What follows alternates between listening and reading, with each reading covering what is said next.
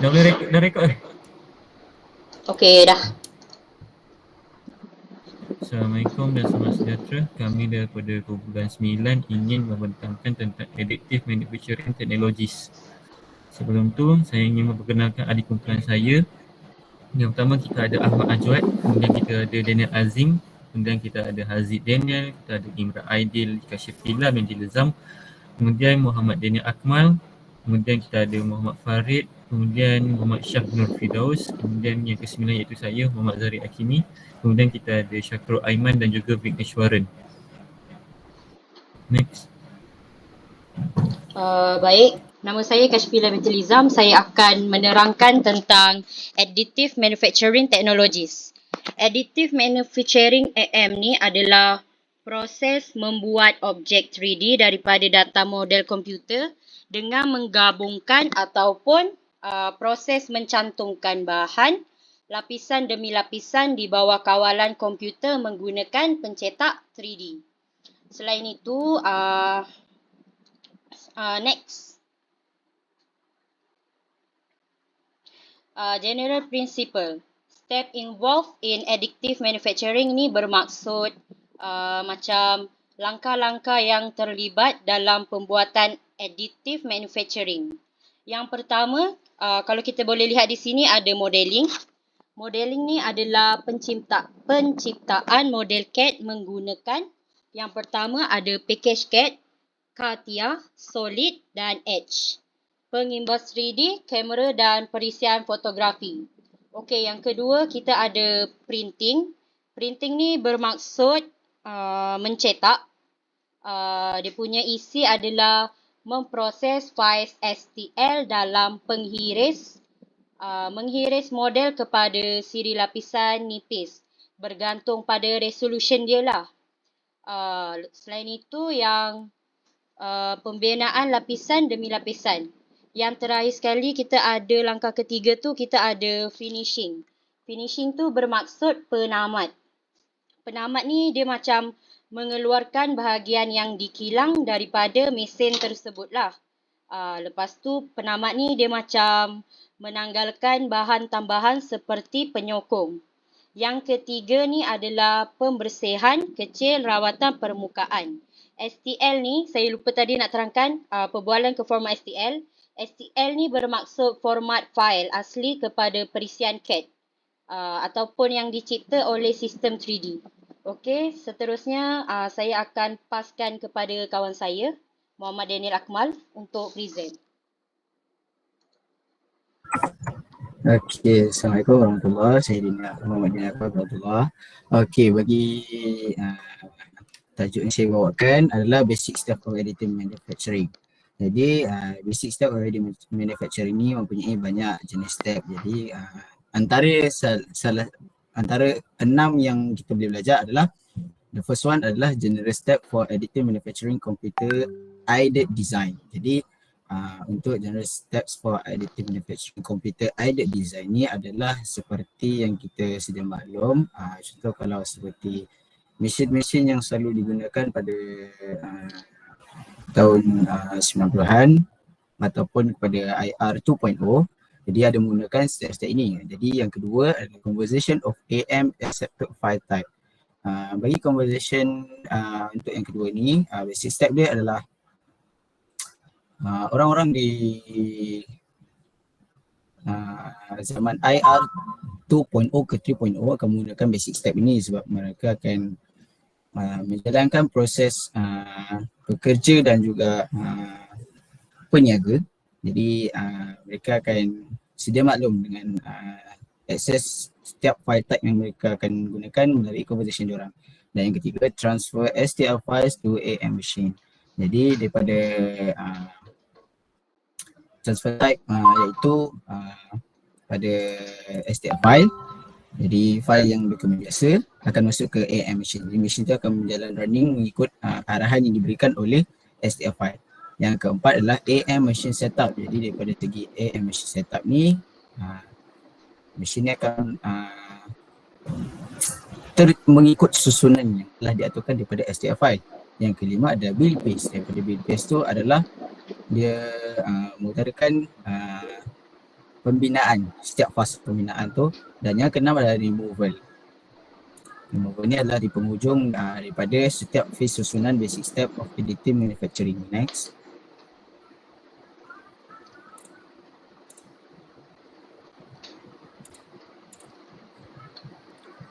Bagi additive manufacturing technology process mempunyai 7 kategori. Jadi 7 kategori ini adalah additive manufacturing technology process, iaitu material extraction.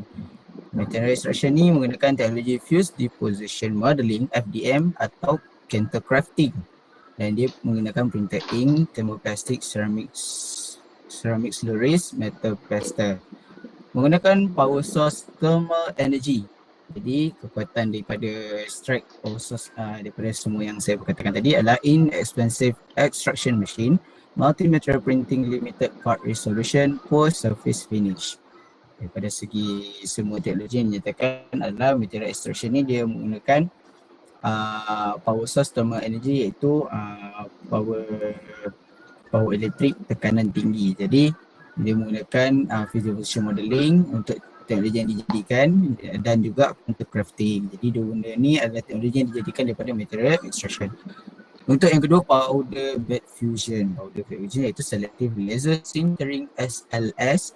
Yang kedua, direct metal laser sintering (DMLS), selective laser melting (SLM), electron beam melting (EBM).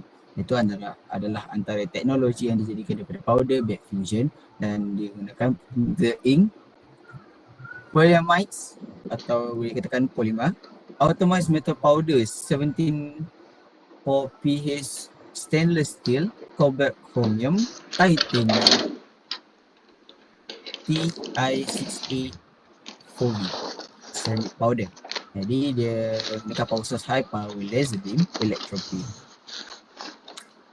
Jadi kekuatan daripada ketiga-tiga benda ni, high accuracy and details, purely dense parts, high specific strength and stiffness, powder handling and recycling support and anchor structure, fully dense part, high specific strength and stiffness. Jadi daripada segi semua tu, kekuatan yang dinyatakan adalah strength dia adalah ke-6 tersebut. Jadi powder bed fusion ni boleh dinyatakan dia memberi impact pada teknologi-teknologi ni, dan gunakan running yang baik. Untuk yang kategori ketiga, wet photopolymerization, menggunakan stereo lithography, iaitu SLA. Satu saja teknologi, kerana teknologi ni teknologi yang bagus. Dan digunakan printed ink, photopolymer, ceramic, alumina, zirconia, PZT. Power source ni adalah ultraviolet laser, strength dia high building speed, good part resolution over curing scan line shape, high cost for supplies and materials. Jadi strength dia mengarahkan kepada yang lebih high cost, iaitu cost tinggi untuk setiap material dan juga supply-nya. Bagi yang keempat, material jetting, iaitu menggunakan polyjet atau inkjet printing. Jadi dari segi printed inknya menggunakan photopolymer yang sama juga, iaitu wax. Bagi power source, thermal energy atau photo curing. Jadi menggunakan antara dua power source, boleh dijadikan guna thermal energy ataupun photo curing. Bagi strengthnya, multi-material printing, high surface finish, low strength material. Yang kelima, blender jetting, indirect inkjet printing, iaitu blender 3DP. Printed ink menggunakan polymer powder, plaster resin, ceramic powder, metal powder. Power source-nya adalah thermal energy seperti material extraction. Strength bagi semua ini adalah full color objects printing, required infiltration during post-processing, white material selection, high porosities on finished part. Yang keenam, sheet lamination, laminated object manufacturing, LOM. Itu adalah teknologinya. Bagi printed ink, dia adalah plastic film, metallic sheet, ceramic tape. Jadi power source bagi kategori ini adalah laser beam. Jadi strength-nya lebih ke arah niche, low material machine, process code, decoding issues. Dan yang terakhir, directed energy diffusion, laser and engineered net shaping lens, electronic beam welding EBW. Printed inknya adalah molten metal powder, power source adalah laser beam, sama seperti sheet lamination. Strengthnya adalah repair of damage atau worn part. Functionally, graded material printing require post-processing machine. Jadi itu adalah antara additive manufacturing technology process. Jadi untuk tajuk seterusnya saya serahkan kepada rakan saya.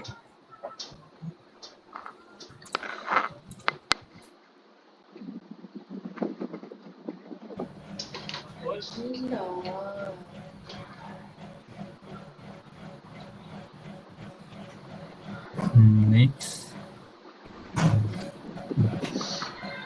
Okay, kemudian kita akan seterusnya akan ke comprehensive overview of additive manufacturing.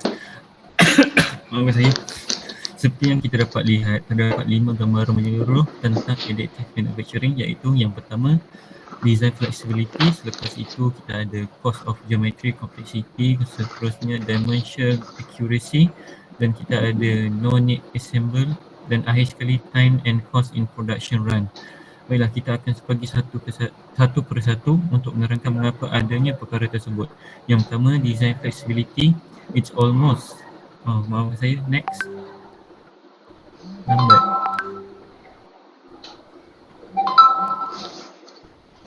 Next.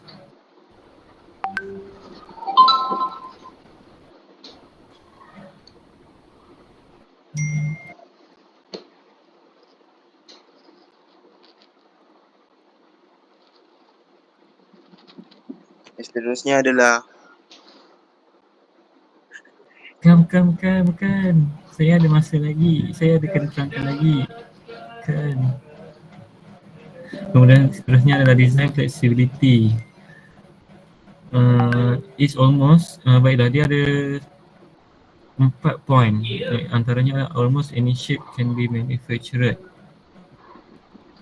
Ini bermaksud pelbagai bentuk yang ingin dilakukan dengan adanya AM ini ia mudah untuk kerja pemasaran. Seterusnya, no constraints such as fixtures, sculpture, respiratory reserve tooling like in traditional machine. Ini bermaksud bahawa proses AM tidak seperti kaedah pemisahan tradisional.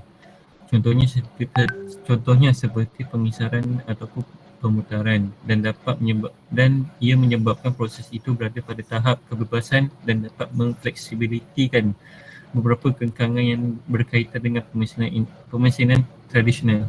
Yang ketiga, easy to make change in model by just editing the CAD model. Dengan menggunakan kaedah CAD, ia lebih memudahkan kerja untuk mengubah dan menambah baik sesuatu model tersebut.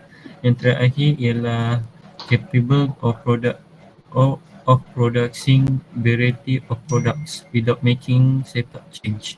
Ini merujuk pada kemampuan sesuatu sistem ataupun proses untuk menghasilkan berbagai jenis produk tanpa perlu mengubah spesifikasi ataupun plan asal. Ini menunjukkan kelenturan sistem atau proses tersebut dalam menghasilkan pelbagai produk tanpa perlu melakukan perubahan yang secara besar-besaran pada peralatan atau produk itu sendiri. Next. Seterusnya kita ada cost of geometry complexity. Di sini kita dapat lihat terdapat 2 saja poin, iaitu very less influence on cost of product due to complexity of the product. Ini merujuk kepada fakta bahawa produk hanya memiliki pengaruh yang sangat kecil terhadap kos produk. Ini menunjukkan bahawa walaupun produk tersebut kompleks dan pengaruhnya terhadap kos production yang sangat minimum ataupun hampir tiada, produk yang complicated mungkin tidak memberi beban kos yang signifikan kepada proses produksi ataupun pembuatan. Dan akhir sekali, easy to create complex shapes and products parts by just using the CAD software package. Seperti yang kita tahu, dengan menggunakan software CAD ini, ia memudahkan sesuatu kerja untuk membentuk atau menambah baik sesuatu produk sebelum dipasarkan. Baiklah, saya akan memberi tugas ini kepada Daniel Azim.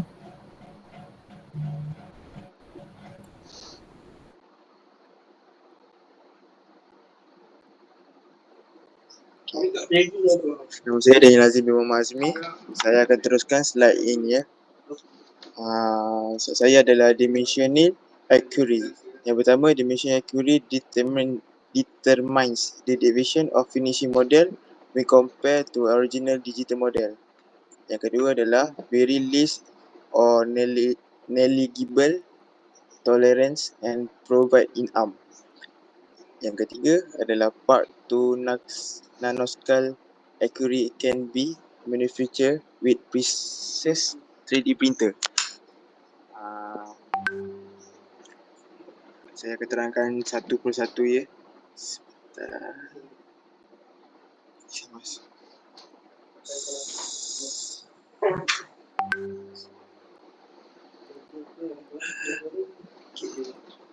Macam kabel yang kedua adalah no need of assemblage. Ini slide yang kedua. Yang pertama, kabel of product single part assembles. Dan yang ketiga, the part of joint are printer press and are suspend by support material that must be removed or proceedings. Yang terakhir adalah we compare with traditional machining in interest the cost of assembling the parts. Dan saya akan teruskan kepada kawan saya lah.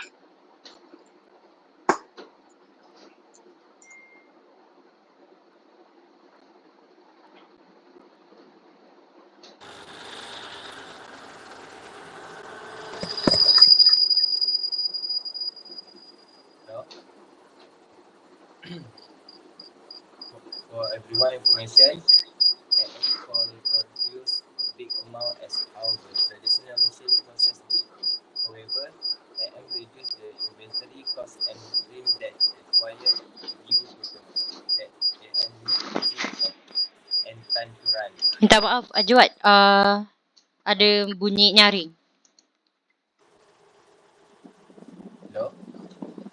Okey. Okey dah. Ulang balik?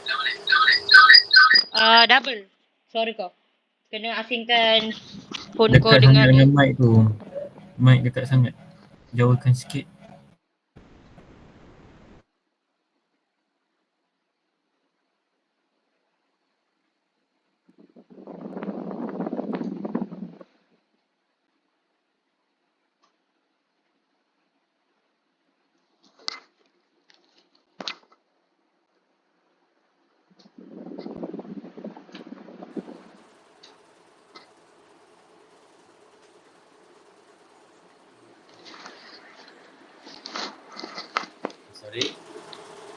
For everyone information, AM could then produce a big amount as how the traditional machine process did. However, AM reduced the inventory cost and bring that required due to the fact that AM need lesser cost and time to run. Last but not least, AM only produce a small amount of wastage if we about to compare it with other manufacturing process. There are plenty kind of material used in additive manufacturing, such as polymer, metal, ceramic, as well as composite. That's all for me. Next.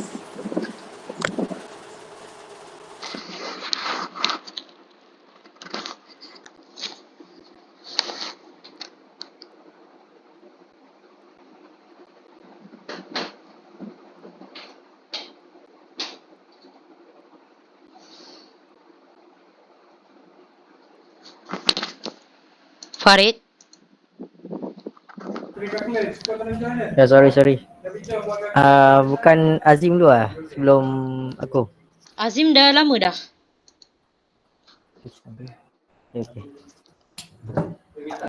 Okay, seterusnya kita teruskan kepada challenge bagi additive manufacturing. Yang pertama adalah dari segi ekonomi dan cost dia. High capital and material cost, most part are optimized for conventional manufacturing. Bagi pertama dia, kos bahan dia yang tinggi. Kat sini kita boleh cuba jimatkan dia dengan kita merealisasikan melalui bahan dan pemasangan dia. Seterusnya dari segi kebanyakan bahan dia dioptimalkan untuk pembuatan konvensional. Kat sini kita boleh buat penambahbaikan dalam prestasi produk AM ni. Maksudnya tu kita buat dia melalui menjurus kepada rantaian bekalan ke arah pembuatan tradisional. Seterusnya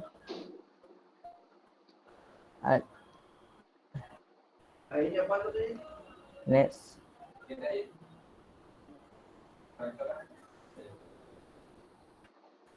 Seterusnya cabaran dia adalah dari segi intellectual property.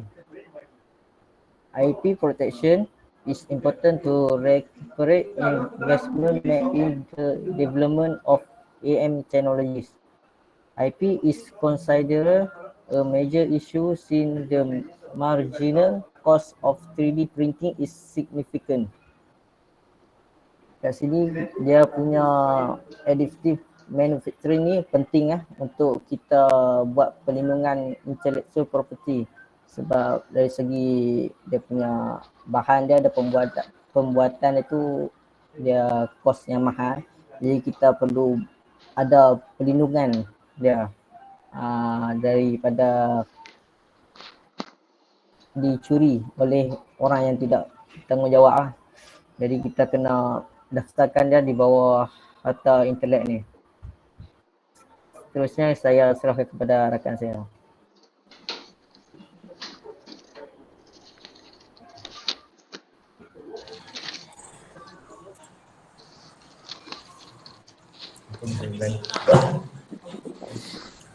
Maksudnya dalam children's education. Kejap. Farid, matikan mic.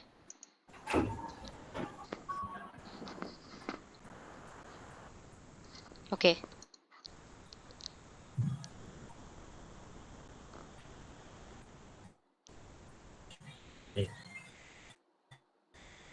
Additive manufacturing ialah kawasan yang multidisiplin, iaitu sukar untuk melatih tenaga kerja kerana teknologi melibatkan pelbagai disiplin iaitu pemodelan fizik, meteorologi dan statistik.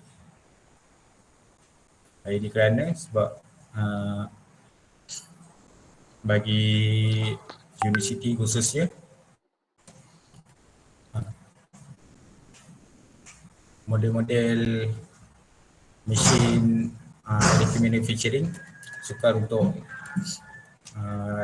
diperolehi kerana kos dan harga maintenance. Seterusnya, sukar untuk seseorang mempunyai kepakaran yang mencukupi dalam semua bidang untuk memahami perkembangan teknologi. Ini kerana teknologi ini masih lagi baru dan masih diperkembangkan. Jadi rate untuk seseorang itu belajar tentang additive manufacturing agak sukar. Next.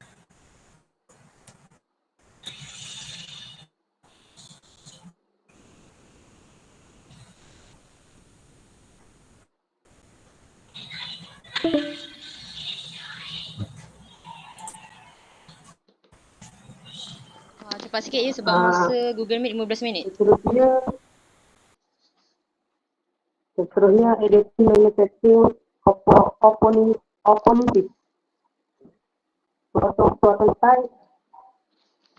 Prototype juga boleh mengurangkan masa pertukaran.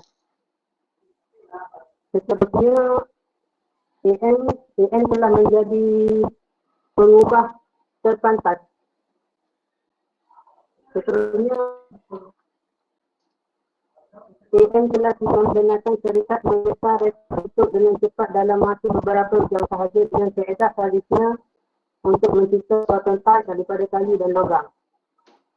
Dan last kali, AM juga boleh menunjukkan kepada kejayaan dan keusahawanan. Next.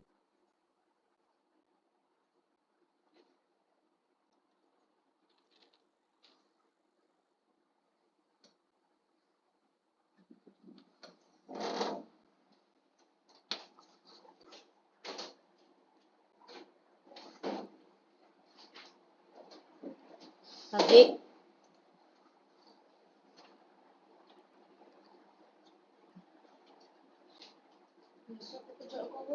Hmm? Tak. Cuma rekod.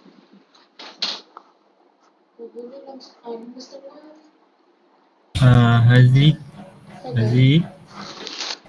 Wait. Alright.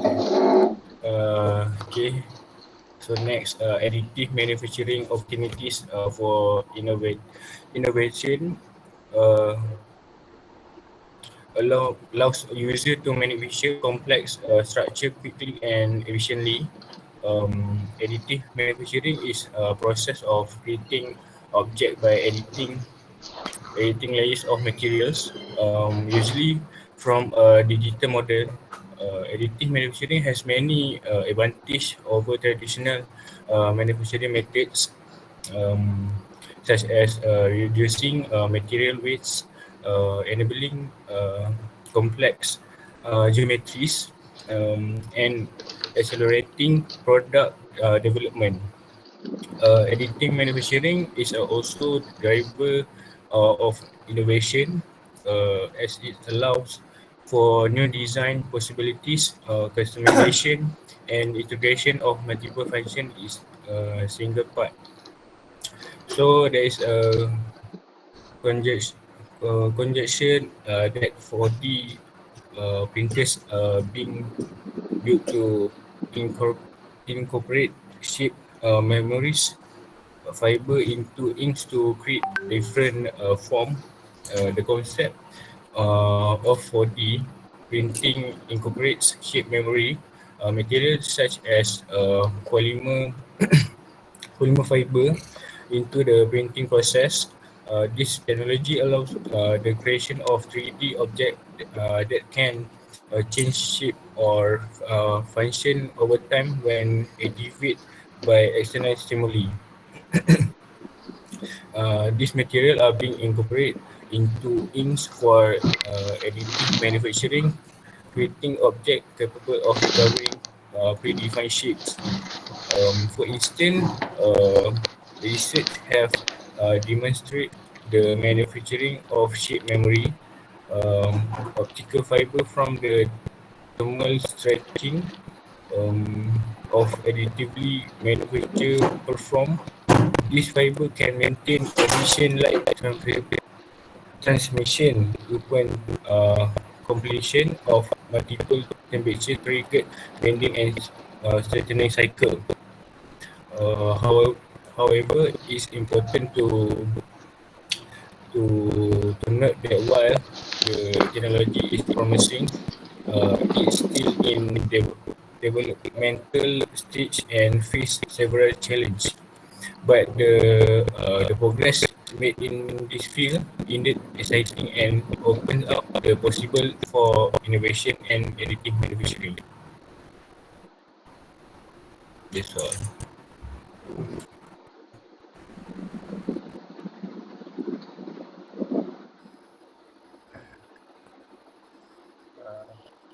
Okay. Untuk penyajian perkhidmatan kos, peluang yang menggunakan additive manufacturing dapat mengeluarkan keperluan untuk menyimpan industri yang besar kerana mereka boleh mencipta produk mengikut permintaan customer atau terang untuk orang order. Ini membantu mengurangkan kos penyimpanan dan dapat membuka peluang untuk keluar mengawal pelbagai pesanan yang kecil tanpa perlu simpan stok yang banyak. Kalau kita simpan stok tu maknanya kita punya inventory itu akan terjejas lah. Okey, ini adalah satu kelebihan additive manufacturing dalam pengurusan rasanya bekalan barangan. Okey, yang kedua, pengurangan inventory adalah satu daripada kelebihan utama additive manufacturing. Kemampuannya untuk mengeluarkan bahagian dan produk secara individu atas permintaan membolehkan mengelak daripada menyimpan inventory besar. Ini pun dapat membantu meningkatkan kecepatan operasi atau dapat mempercepatkan target barangan yang diorder atau diminta dan mengurangkan kos penyimpanan yang berkaitan dengan inventory yang besar. Untuk usaha ni, barangan yang diminta besar tu akan mempercepatkan inventory penuh. Okay, yang ketiga adalah kos inventory adalah bahagian besar daripada kos pengilang profesional. Dengan menggunakan additive manufacturing, pengurangan inventory boleh dicapai kerana penjual atau pengilang boleh menghasilkan bahagian dan produk mengikut keperluan sesuatu. Okey, ini membantu mengurangkan simpanan barangan, risiko penurunan dan membolehkan modal perniagaan yang lebih fleksibel. Kira perniagaan jika sesuatu perniagaan atau company yang menggunakan additive manufacturing ini management atau company itu akan lebih fleksibel. Okey,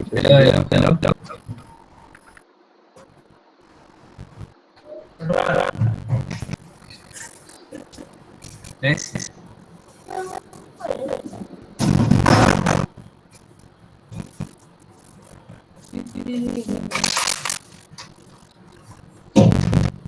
Okay.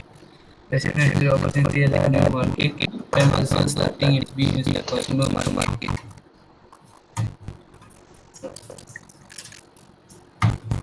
Consumer market ni ialah pasaran menggunakan penunjukan peningkat minat terhadap teknologi pelajaran 3D. Boleh membawa berbagai faedah seperti pembuatan produk, kesesuaian kotak-kotak tepat dan potensi inovasi dalam penghasilkan barang bangunan. Anda ingin maklumat lanjut ini mengenai perkembangan atau aplikasi khusus dalam pasaran ini. Selanjutnya, produk secara home electronic, entertainment component, computer and mobile device part, shoe and fashion accessories and collectible consumer product and use to create design and make and conceivable.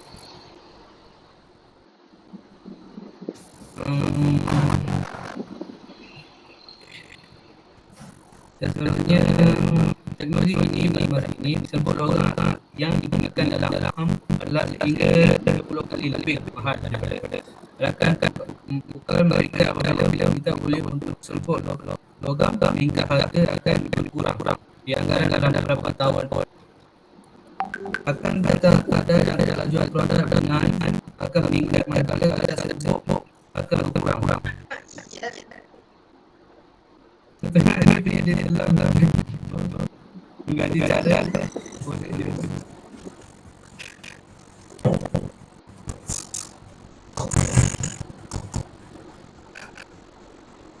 produk pengembangan yang boleh disesuaikan boleh menggunakan untuk menyediakan bantuan yang jamin atau menyediakan boleh disesuaikan. Sekian, terima kasih.